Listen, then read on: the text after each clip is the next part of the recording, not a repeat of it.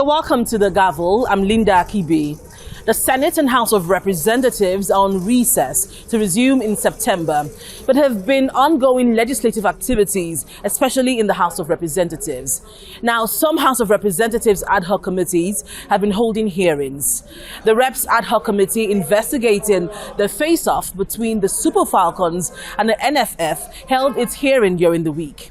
Another House of Representatives ad hoc committee, which is investigating the remittance to the National Housing Fund, also met with some stakeholders in the labor unions and the Federal Mortgage Bank. Now, this is what happened during the hearings in the National Assembly. This is a hearing organized by the House of Representatives ad hoc committee probing the non-remittance to the National Housing Fund and utilization of the funds from 2011 till date. My name is Madu Haman. The managing director of the Federal Mortgage Bank of Nigeria, Mr. Madu Haman, informed the committee that the total amount of contribution from MDAs from 2011 till date is 238 billion naira, adding that individual contributions from 2011 till date was 225 million. He, however, asked for more time to reconcile the conflicting documents from the Ministerial Housing Pilot Scheme. Total amount of contributions from MDAs from 2011 to 2023, that's to date. We have it at the third point as 238 billion, 557 million and 69,495 naira and 75 kobo.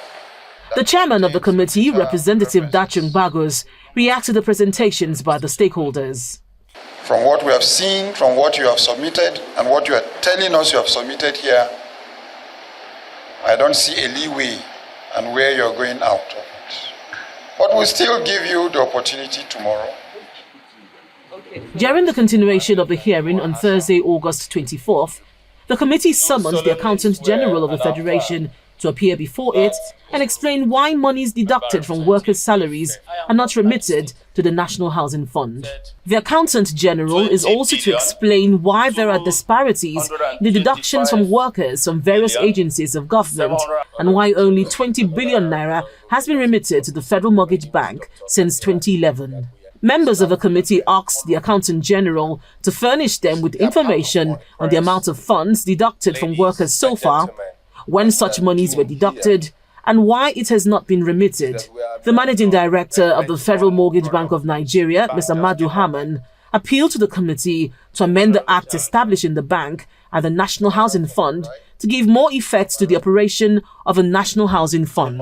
CBN, that is our regulator, their prudential guideline on single obligor is 50% straight on share capital on shareholders fund of the PMB. And we have only 34 primary mortgage banks in the country. We are currently engaging with CBN to see how they can amend that portion of the prudential guideline for the mortgage sector.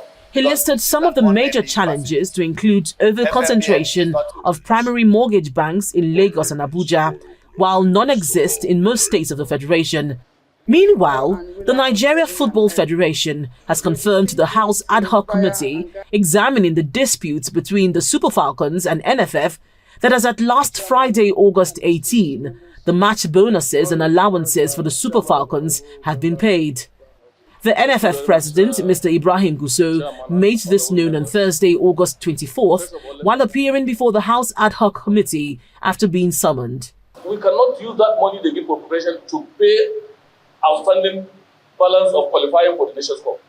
If the auditors of FIFA, if auditors send their FIFA, or if people send their auditors to us to come and verify their account as to how we spent 960, they will query us on that. So they were specific. But every allowances that is due for them when they tender tournament for the preparation were paid to them from that source.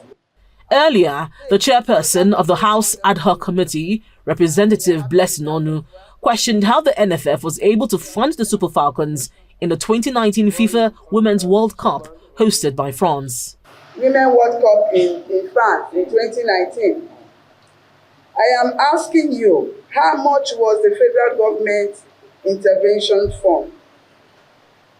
provided for, the NFF, and how it was spent. No dime was given to Nigeria as far as that was concerned from the federal government. What we did was, what we got from FIFA, what we got from sponsorship, gradually we were paying them, we were owing them, and up to the time they came back, we were on the money. So gradually we were paying them until we were able to settle them. How much was released from FIFA if Nigeria did not cater for the girls? How much was released in 2019 for the World Cup? I won't be able to say it here because it's not part of what was requested. Representative Onu was not satisfied with the NFF response and asked the body to provide documents before August 30th, 2023 of how the Super Falcons were funded in the 2019 FIFA Women's World Cup, the breakdown of match bonuses payments, and its slips for the 23 players and the coaching crew. The 9th National Assembly enacted the 2022 Electoral Bill, which former President Muhammadu Buhari signed into law. Now, there was significant optimism by many Nigerians, particularly those in the civil society and advocacy space, as the expectation was that the new Electoral Act would sanitize the country's electoral processes.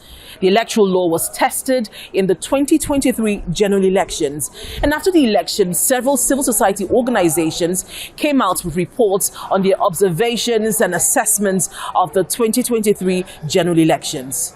YIAGA Africa presented its report on the elections, and it has a section in the report where it highlighted some legislative actions which it wants the 10th Assembly to perform, be it amending the Electoral Act or the 1999 Constitution, to ensure a more transparent and credible elections.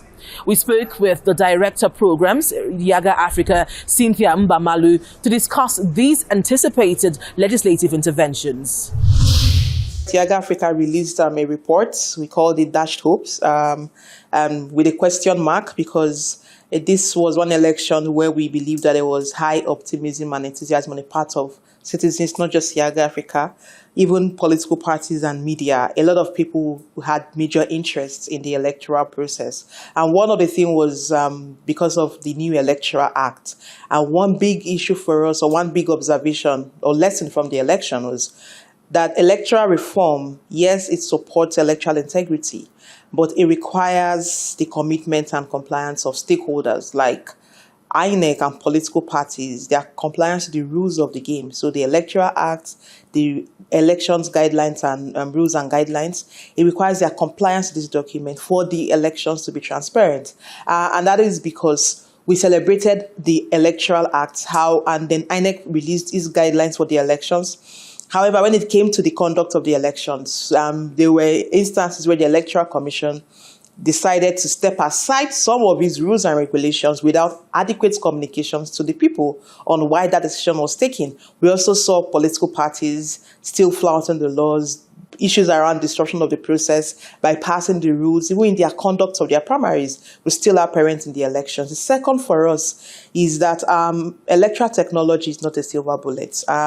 Why do I say so? Based on our observation, in these elections, a lot of people celebrated technology. One, the BVAS, the Bimodal Voter Accreditation System, introduced to accredit voters, but also serve another role, which is the role of, it serves as a tool to upload the results from the polling units on the INEX result viewing portal.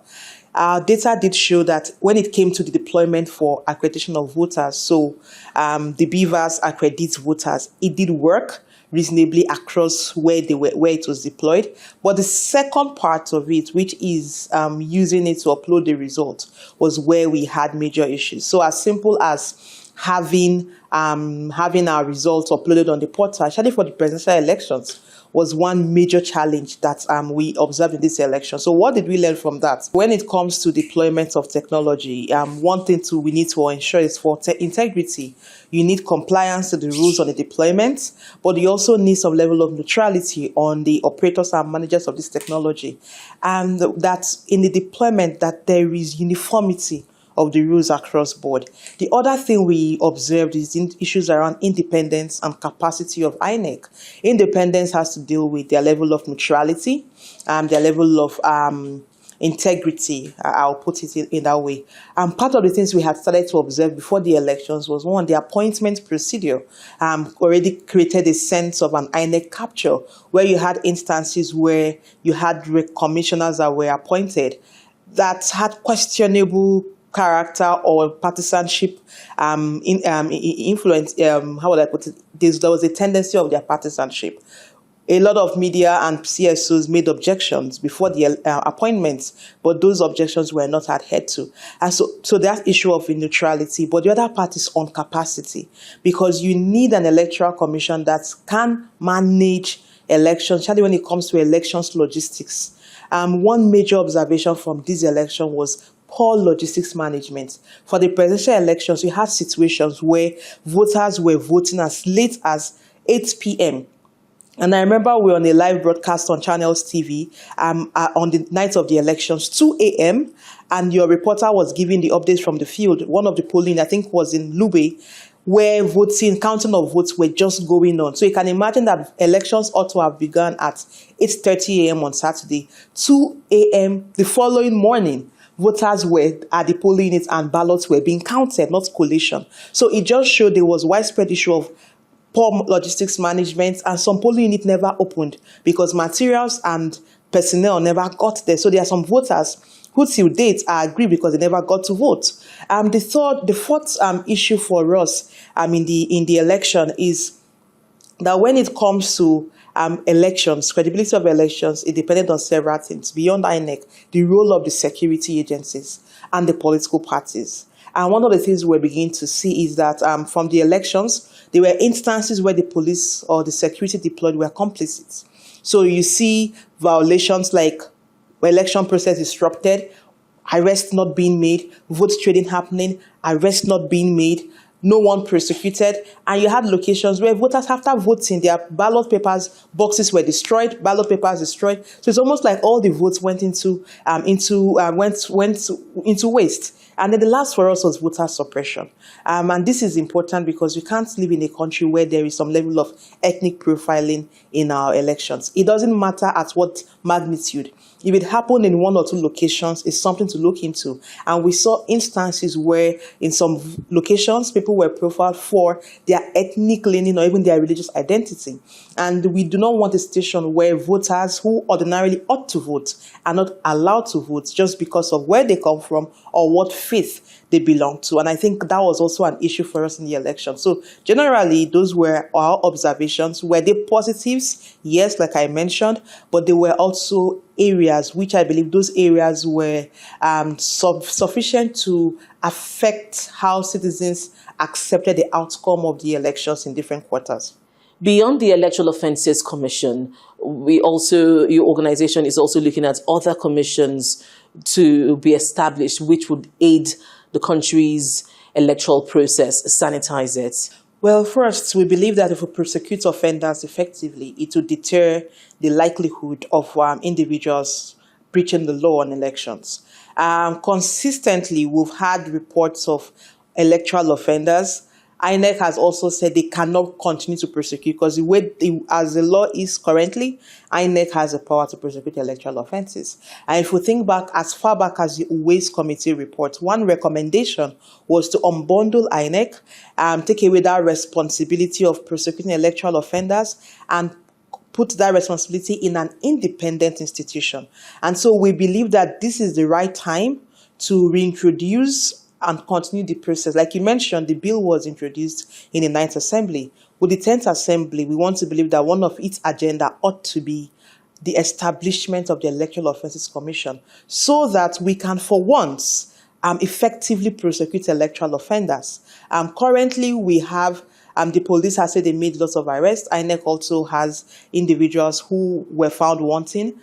A lot of people were in violation of the law in these last elections. If they are not adequately prosecuted ahead of the next general elections, how do you deter or curb the impunity in the process. So that is one major bill we believe that the National Assembly, the 10th Assembly should ensure that we have this commission passed. It should be part of their legislative agenda, in fact, for this year, so that the process is concluded by next year and we can see the commission functioning.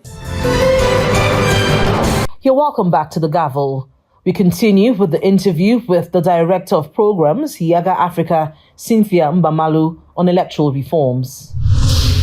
Earlier, you talked about, certain ambiguities in the Electoral Act, and then YIAGA is saying to fix the ambiguities in the results management process, to remove these ambiguities. Yeah, so when you read as simple as sections 47, 60, 64 of the Electoral Act, INEC is given the power to transmit results electronically, but the conversation around enforcing the compliance to that process, there are spaces where you're not certain on, what exactly is required here. So for instance, one of the sections talks about at collation officer has to verify the data on the result sheet from EC8A and also what is uploaded on the portal, on the electronically transmitted results. And then it makes reference to another section. Now the idea is if a reference is made to another section, when you get to that section, there's more details provided. But when you get to that section, the section is silent. Now, INEC has the power to make rules and guidelines based on the power under the Electoral Act. INEC made its guidelines. And in its guidelines, it provided for a result to be transmitted from the polling unit level. Mandatory, because it uses the term shall. And in law, shall is mandatory. However, if you follow through the provisions around the collation process, parts where you need to verify, there are lots of ambiguities there. And so we do believe that, yes, there is the procedure for electronic transmission of results, but it is not adequate because we saw how these loopholes were easily manipulated in these elections, which is why a lot of people are told, INEC, address the people, explain to us what happened. We only got a statement that said technical glitch. Post that statement, there was no press conference, there was no citizens' engagement to tell the people, okay, this is what happened. Was it man-made or was it an act of God? Let's put it that way, Or did we decide to step aside this procedure along the line? So we need that clarity and we need to limit the ambiguities, first from the Electoral Act to make it mandatory that electronic transmission of results is part of the system, and at the point of collation to also clearly state how that plays out in the final collation of results. So we saw how difficult it was to amend the Electoral Act in the 9th Assembly. And so we're saying we want a further review of the Electoral Act in the 10th Assembly. And one of the things we want to see is the removal of these ambiguities, which you talked about. How are you confident that the 10th Assembly will factor in these recommendations in the amendment of the Electoral Act? I feel like it's about political will. On the part of the people, I think there's interest. On majority of the people, let me not say all, majority of the people, or a large number of the people, there is interest to ensure that ambiguities in our laws are addressed and there is more clarity. However, like you said, it's about political will because when people benefit from a flawed system, the incentive to review that system is not it's not really there. However, I want to believe that our lawmakers and the president, currently the president chairs the ECOWAS, the Economic Community of West Africa, and his statement at inauguration talked about the importance of making democracy the major system of government in West Africa. YIAGA is also asking for additional guidelines, to be included in the Electoral Act, particularly a guideline for reviewing election results declared under duress or in contravention of the Electoral Act. INEC itself ought to have provided the guidelines on how that procedure would be done. In its guideline, it makes a mention that when you make a report, it would be addressed. But there is no clarity. You make a report to who? What's the procedure? Who are those that would address it? Will a committee be set up? How would that process be addressed? And if you look at the coalition, national coalition, political parties were raising objections at the point of announcing the state level result at the national coalition. What we're expecting was, because INEC has the power under the law, that the chair would say, we've gotten your complaints, we've heard you. However, we have the powers to review results. If you believe that the results announced are not in line with the law, or there was duress or lack of voluntariness at the declaration of the result at the state level, come and make a report. We would review that, because the law says within 7 days. We will review that before the final declaration. But without a guideline, we just left, and most of the complaints raised by the parties of the coalition were not really addressed by the commission. So we need those guidelines on how INEC would review results, and the other is on electronic transmission of results.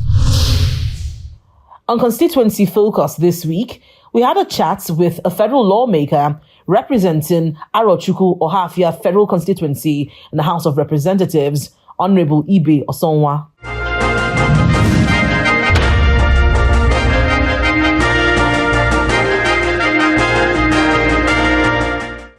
Leadership is by partnership. I am a servant leader, which means whatever I do will come from the people. You have asked me about what it is that my constituents would require.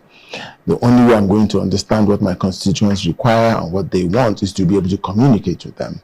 I will be having monthly interactions with my stakeholders, where we will agree on what to be done, how it will be done, and when it will be done. We will also provide progress reports. So it's going to be a monthly process. I will also be talking to individual constituents as much as possible, as much as time would allow. There will be a certain amount of time carved out every month for this kind of interaction. I cannot sit in Abuja and expect that I would know what is happening on ground. The most pertinent part of our job is being rooted to the grassroots and to the people in the community. With a presence in the community, it gives my people enough assurance that I am there, I have not gone, and I have not forgotten them. With the town hall meetings we'll be having with them regularly, also gives them a continued focus to say that they are leaders and I am only speaking what they want me to speak. The job description is to be a legislator. So everything I will do will be around legislating for these needs, whether it is legislations focused on human capital development, legislation focused on improvement of the funding for healthcare, legislation for improvement towards increase in investment in schools. Again, I'm an IT inclined person, so I also believe that our children should be ready for the new world, which is making sure that we have more computers in our primary and secondary schools.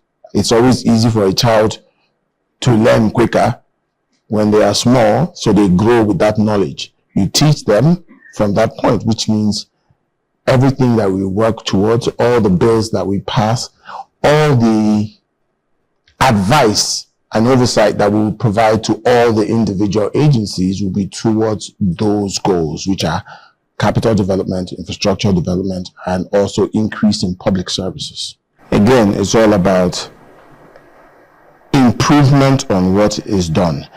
I had a boss once in my career as an accountant and a financial advisor that used a phrase called CONI, continuous overriding need to improve. There are bills that were written without the consideration of today's world. We would fix those. There are bills that haven't taken into consideration the diversity of our country. We would fix those. And there are also latitude and leeway for establishment bills.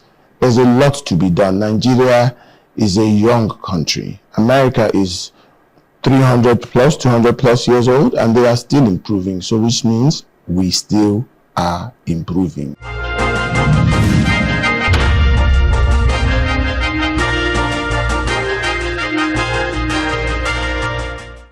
This is where we call it a day on this week's edition of a Gavel.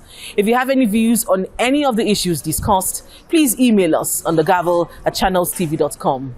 Thank you for staying with us and see you again next week.